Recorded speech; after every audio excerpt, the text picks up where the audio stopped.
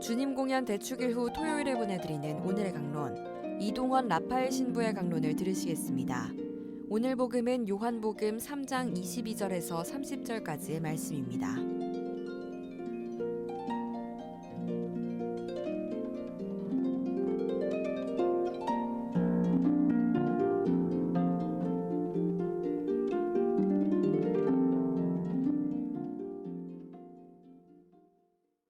그때 예수님께서는 제자들과 함께 유다 땅으로 가시어 그곳에서 제자들과 함께 머무르시며 세례를 주셨다. 요한도 살림에 가까운 에논에 물이 많아 거기에서 세례를 주고 있었다.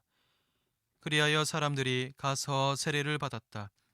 그때는 요한이 감옥에 갇히기 전이었다. 그런데 요한의 제자들과 어떤 유다인 사이에 정결례를 두고 말다툼이 벌어졌다. 그래서 그 제자들이 요한에게 가서 말하였다.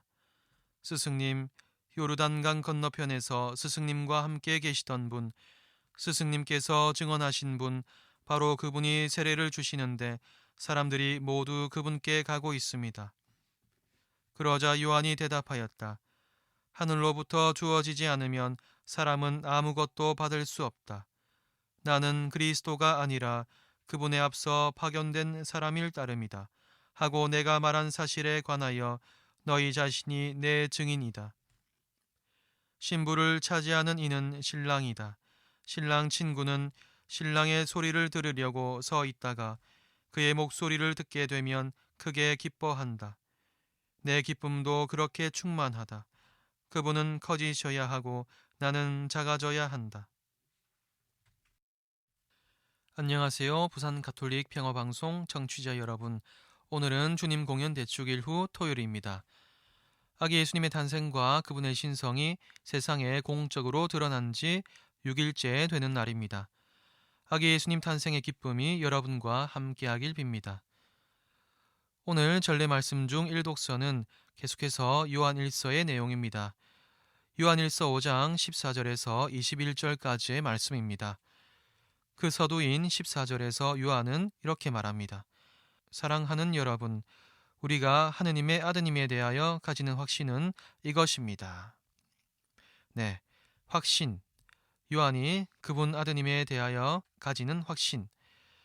그것이 어떤 것인지 우리는 아직 모릅니다. 조금 있으면 드러나겠지요. 어쨌든 요한은 여기서 어떤 확신에 대해서 이야기하고자 하는 게 분명합니다. 어떤 확신일까요? 요한이 이어서 말합니다. 15절의 내용입니다.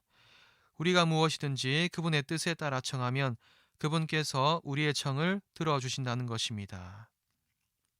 네, 요한이 가진 확신은 그분께서 우리의 청을 들어주시고 또 우리가 청한 것을 그분께로부터 우리가 분명히 받는다는 점에 대한 확신입니다. 단 우리가 그분의 뜻에 맞게 무엇인가를 청했을 때 말이죠. 요한은 18절에서 또 한 번 어떤 확신에 대해서 말합니다. 이번에는 어떤 확신일까요? 요한은 이렇게 말합니다. 하느님에게서 태어난 사람은 아무도 죄를 짓지 않는다는 것을 우리는 압니다. 네, 하느님에게서 태어난 사람은 아무도 죄를 짓지 않는다는 확신입니다. 그런데 질문이 생깁니다. 요한은 도대체 어떤 근거로 이런 확신들을 하는 것일까요? 그 확신은 바로 하느님의 아드님이신 예수 그리스도 안에 영원한 생명이 있다는 사실에 기인합니다. 그 사실을 요한은 오늘 일독서에서도 이야기하고 있고 어제 일독서에서도 이야기하였지요. 특히 어제 일독서에서는 예수님 안에 영원한 생명이 있음을 물과 피와 성령이 증언하고 있다고 말을 했습니다. 다시 한번 반복하자면 물과 피는 그분의 십자가 죽음 때 창에 찔린 그분의 옆구리에서 쏟아져 나왔습니다. 그리고 성령께서는 오순절에 불혀의 모양으로 각 제자들 위에 내려오셨지요. 이 두 사건을 통해서 예수 그리스도 안에 영원한 생명이 있음이 증명이 되었다고 어제 강론 때 말씀드렸습니다. 요한은 그 사건들을 두 눈으로 직접 목격하고 체험하였습니다. 그러니 그분 안의 생명에 대해서 어찌 확신이 들지 않겠습니까? 요한은 그 확신을 토대로 오늘 일독서에서 다른 또 두 가지 확신을 하고 있는 것입니다. 곧 우리가 하느님의 뜻에 맞게 원하는 것을 청하면 그분께서 분명히 들어주신다는 것과 그리고 하느님에게서 태어난 사람은 아무도 죄를 짓지 않는다는 것이죠. 어떤 사람은 이렇게 물어볼 수도 있겠습니다. 저는 하느님 뜻에 맞게 그분께 무엇을 청해도 그분께서는 잘 안 들어주시던데요. 그리고 세례를 통하여 하느님의 자녀로 새로 태어났으면서도 여전히 죄를 짓고 있는 사람들이 많지 않습니까? 그래서 요한의 말을 믿지 못하겠습니다. 네, 그럴 수도 있지요. 하지만 여기서 우리가 돌아보아야 할 점이 하나 있습니다. 나는 과연 확신을 가지고 있었는가? 요한은 확신을 가지고 있었습니다.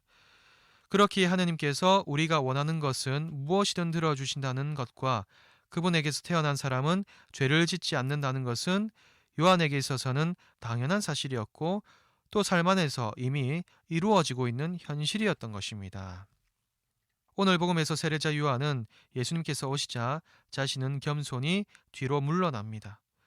요한이 그럴 수 있었던 이유는 바로 그분이 오시기로 되어 있는 하느님이시고 또 그분 안에 영원한 생명이 있음을 확신하였기 때문입니다.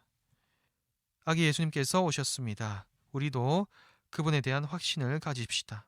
그리고 그분께 우리의 마음을 열어드리도록 합시다. 아멘.